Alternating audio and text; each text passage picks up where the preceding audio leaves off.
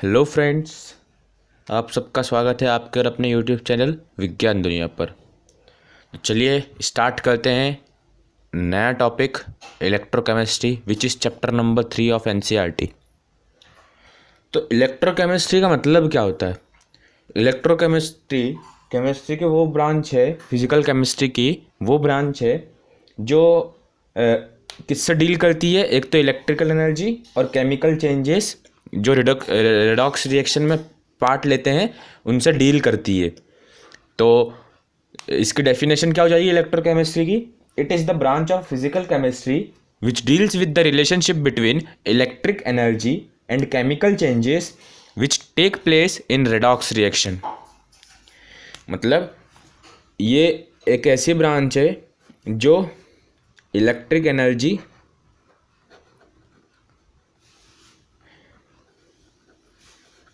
और chemical changes in redox reaction, जो redox reaction take place करती है उसमें उससे डील करती है। Chemical changes in redox reaction.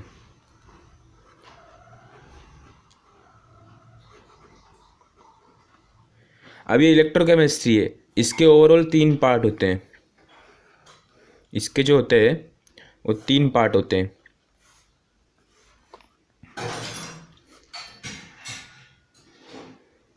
ठीक है, अब 3 पार्ट कौन से होंगे? एक तो इलेक्ट्रोलाइसिस,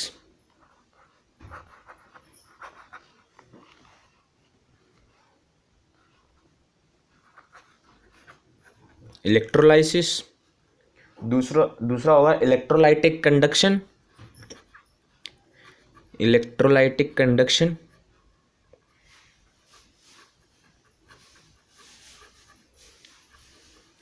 और तीसरा क्या होगा? Electrochemical cell.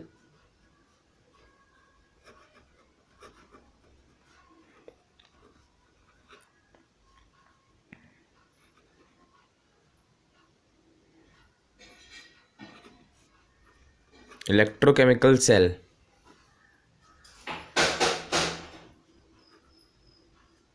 Electrochemical cell. अब जो कंडक्टर होते हैं, कंडक्टर क्या होते हैं? जो कंडक्ट करते हैं इलेक्ट्रिसिटी। ठीक है, तो अब कंडक्टर कितने टाइप के होते हैं? कंडक्टर 3 टाइप के होते हैं। पहला हो गया metallic conductor.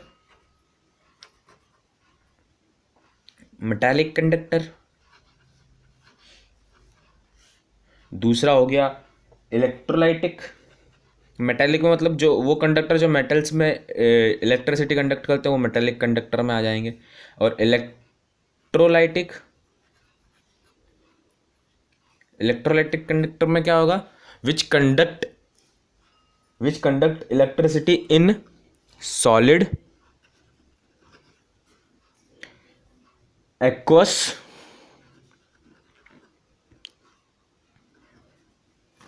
And molten state.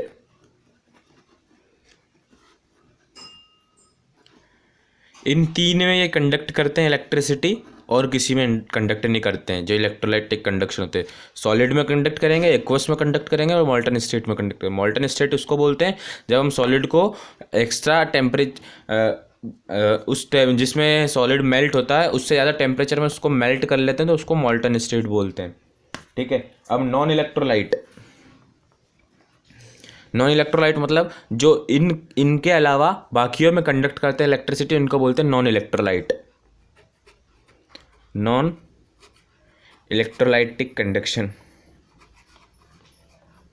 Conductor. ठीक है, तो ये 3 पार्ट किसके हो गए? कंडक्टर के। Conductor types of conductor 3 type के हो गए। ठीक है, अब अगला टॉपिक है हमारा जो इलेक्ट्रोलाइटिक कंडक्शन हमने देखा था, इलेक्ट्रो केमिस्ट्री का पार्ट। ठीक है, उसका हमको वो बताना है कि उसको किन किन फैक्टर, कौन कौन से फैक्टर उसको अफेक्ट करते हैं। तो अगला टॉपिक है हमारा factors affecting electrolytic conduction.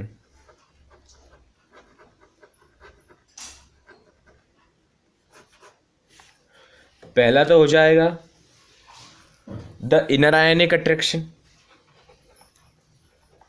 Inner बोल दो या इंटर आयनिक कंडक्शन अट्रैक्शन,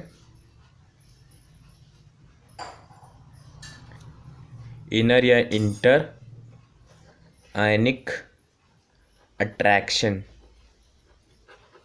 अब ये कैसे अफेक्ट करता है तो मैं आपको बताता हूँ। जो इंटर आयनिक अट्रैक्शन होता है वो आयंस ऑफ सॉल्यूट, जो सॉल्यूट और सॉल्वेंट रहते हैं उनके बीच में जो आयंस रहते हैं उनके बीच का अट्रैक्शन होता है। तो these are the interaction between ions of the solute, larger the interionic attraction, smaller will be the electrical conductivity. मतलब इंटरआयनिक अट्रैक्शन जो है inversely proportional to electrical conduction.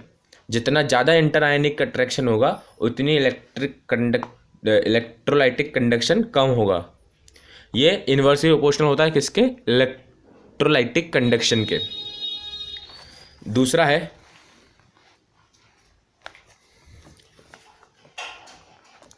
दूसरा है विस्कोसिटी। विस्कोसिटी गाढ़ापन। अब ये कैसे अफेक्ट करेगा? विस्कोसिटी कब इंक्रीज होगी? जब नंबर ऑफ सॉल्यूट इंक्रीज होंगे। हम सॉल्यूट बढ़ाएंगे तो विस्कोसिटी इंक्रीज होगी, ठीक है। तो विस्कोसिटी इंक्रीज हुई तो कंडक्टिविटी डिक्रीज होगी। मतलब विस्कोसिटी जो है इन्वर्सली प्रोपोर्शनल टू है इलेक्ट्रोलाइटिक कंडक्शन।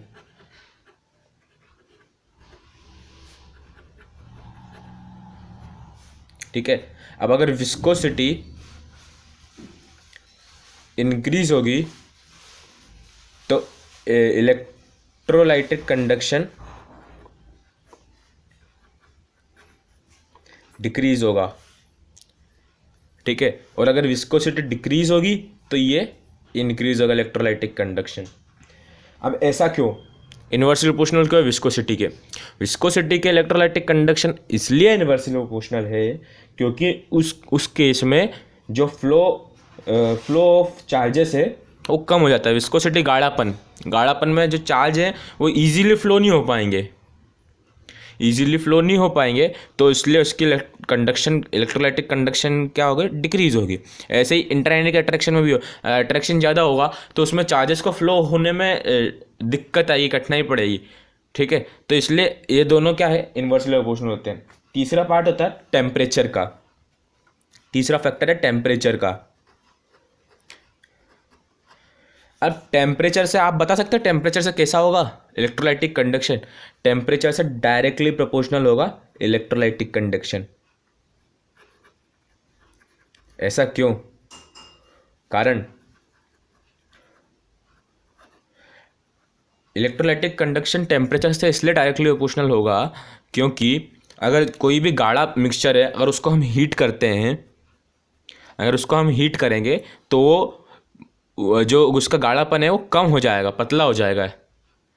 तो अगर जब उसकी विस्कोसिटी कम होने लगेगी, गाढ़ापन कम हो रहा है मतलब विस्कोसिटी कम हो रही है, तो उसमें फ्लो ऑफ चार्जेस इजी हो जाएंगे। जब चार्जेस इजीली फ्लो करेंगे तो उसका इलेक्ट्रोलाइटिक कंडक्शन भी बढ़ जाएगा। तो मतलब जब टेम्परेचर इंक्रीज होगा, मतलब हम टेम्परेचर बढ़ाएंगे तो इलेक्ट्रोलाइटिक कंडक्शन भी बढ़ेगा, तो चार्जेस ईजी होंगे। और टेम्परेचर हमने बढ़ाएंगे नहीं तो उसमें फ्लो ऑफ चार्जेस ईजी नहीं हो पाएगा, तो इलेक्ट्रोलाइटिक कंडक्शन भी डिक्रीज होगा, ठीक है। तो ये हमने आज क्या क्या पढ़ा?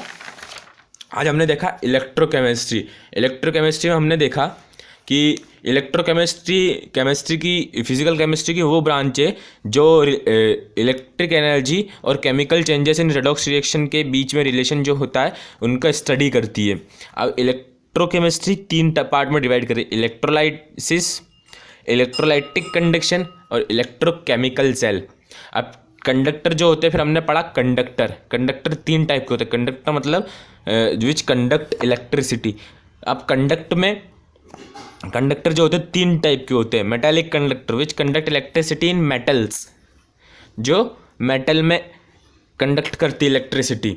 और इलेक्ट्रोलाइटिक कंडक्टर में हमने ये पढ़ा कि जो सॉलिड में कंडक्ट करता है, एक्वस में कंडक्ट करता है और मॉल्टन स्टेट में कन्वर्ट करता है। और नॉन इलेक्ट्रोलाइटिक में हमने पढ़ा कि जो इन तीनों को छोड़ के बाकी सब में इलेक्ट्रिसिटी कंडक्ट करता है, वो काय में आएगा, नॉन इलेक्ट्रोलाइटिक कंडक्शन में। जैसे कि सॉलिड लिक्विड हो गया या गैस हो गया, सॉलिड नहीं आएगा, सॉलिड तो इलेक्ट्रोलाइटिक में आएगा। ठीक है, फिर हमने उसके बाद पढ़ा factors affecting electrolytic conduction. Electrolytic conduction को कौन कौन सा फैक्टर अफेक्ट करते हैं? तो हमने पहला पढ़ा द इंटर आयनिक अट्रैक्शन और इनर आयनिक अट्रैक्शन। ये क्या हुआ, ये इन्वर्सली प्रोपोर्शनल हुआ इलेक्ट्रोलाइटिक कंडक्शन के। मतलब the inter ionic attraction of any liquid का इंटर आयनिक अट्रैक्शन या किसी भी सब्सटेंस का इंटर आयनिक अट्रैक्शन बढ़ेगा तो उसके जो कंडक्टिविटी है, इलेक्ट्रोलाइटिक कंडक्शन, वो क्या होगी, कम होगी, क्योंकि वो इन्वर्सली प्रोपोर्शनल है। और ऐसे ही हमने पढ़ा फिर विस्कोसिटी। विस्कोसिटी होता है जिसमें अगर नंबर ऑफ सॉल्यूट पार्टिकल हम बढ़ा देते हैं तो वो इतना गाढ़ा हो जाता है मिक्सचर। तो जब वो गाढ़ा हो गया तो उसमें flow of charges easily flow नहीं हो पाएंगे। जब ईजीली फ्लो नहीं हो पा रहे इलेक्ट्रोलिक चार्जेस, इलेक्ट्रिक चार्जेस, तो उसका इलेक्ट्रोलाइटिक कंडक्शन कम होगा।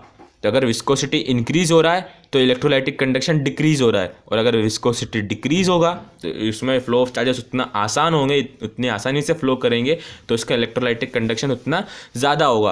अब फिर हमने तीसरा फैक्टर देखा, वो टेम्परेचर। टेम्परेचर क्या था इलेक्ट्रोलाइटिक कंडक्शन के? डायरेक्टली प्रोपोर्शनल था, क्योंकि जब हम टेम्परेचर बढ़ाएंगे तो कोई सा भी लिक्विड हो, कोई सा भी कुछ हो, जैसे अगर हम आइस गर्मी में बाहर निकालते तो बहुत जल्दी पिघल जाती है, क्योंकि जब टेम्परेचर बढ़ता है तो कोई सा भी जो ओरिजिनल स्टेट जिसका जो रहता है वो अपना स्टेट, ओरिजिनल स्टेट से अपना स्टेट चेंज कर लेता है, तो लिक्विड हो जाता है या तो गैस हो जाता है या वेपर बन के उड़ जाता है। तो मतलब जब अगर उसके बीच में विस्कोसिटी कम होगी और इंटरआयनिक अट्रैक्शन कम होगा, जब अगर हम उसको टेम्परेचर से हीट कर रहे हैं तो लिक्विड हो रहा है कन्वर्ट, तो मतलब उसके बीच में पहले तो उसके बॉन्ड टूट रहे हैं तो उनके बीच का अट्रैक्शन कम हो रहा है। दूसरा, उनका गाढ़ापन कम हो रहा है, क्योंकि हम हीट कर रहे हैं तो और पतले हो रहे हैं इजीली, तो उसमें चार्जेस इजीली फ्लो हो पा रहे हैं। मतलब उनके बीच में जब इंटरआयनिक अट्रैक्शन भी कम हो गया और विस्कोसिटी भी कम हो गई तो इलेक्ट्रोलाइटिक कंडक्शन की वैल्यू क्या हो जाएगी, बढ़ जाएगी। तो मतलब ये जो टेम्परेचर है वो इलेक्ट्रोलाइटिक कंडक्शन के डायरेक्टली प्रोपोर्शनल है। मेरा ये समझाने का मतलब ये था, पूरा समझ में आया? तो जब टेम्परेचर बढ़ेगा तो इलेक्ट्रोलाइटिक कंडक्शन भी बढ़ेगा, क्योंकि वो डायरेक्टली प्रोपोर्शनल है, और अगर टेम्परेचर कम होगा तो इलेक्ट्रोलाइटिक कंडक्शन भी कम होगा। तो आज की वीडियो में इतना ही, फिर हम कल मिलेंगे हम कल अगले वीडियो में मिलेंगे अगले टॉपिक के साथ, इसी चैप्टर को आगे कंटिन्यू करेंगे। Thank you for watching this video.